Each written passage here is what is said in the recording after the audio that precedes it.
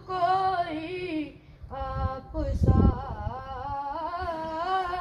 देखा नहीं देखने को या मोहम्मद, यूं तो क्या देखा नहीं। मीम का पर्दा कर वो निगाहे शौक से मिया दूसरा देखा नहीं। आज एक प्लांटेशन ड्राइव हो रही है ना। प्लांटेशन ड्राइव में हमने क्या करना है?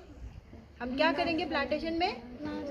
प्लांट्स लगाएंगे। तो प्यारे बच्चों, आज मैं आप लोगों को बताऊंगी कि हमने अपने इन्वायरमेंट को कैसे प्रोटेक्ट करना है। ठीक है, पूरी दुनिया के अंदर दो बड़े रीजन है, हिमालयास रीजन है और अंटार्कटिक रीजन, दो बड़े रीजन है। ठीक है, पूरे वर्ल्ड के अंदर तो हिमालयास रीजन में हम लोग फॉल करते हैं। ठीक है, और यहाँ पे बहुत ज़्यादा क्या है, ग्लेशियर्स है, जिसकी वजह से हम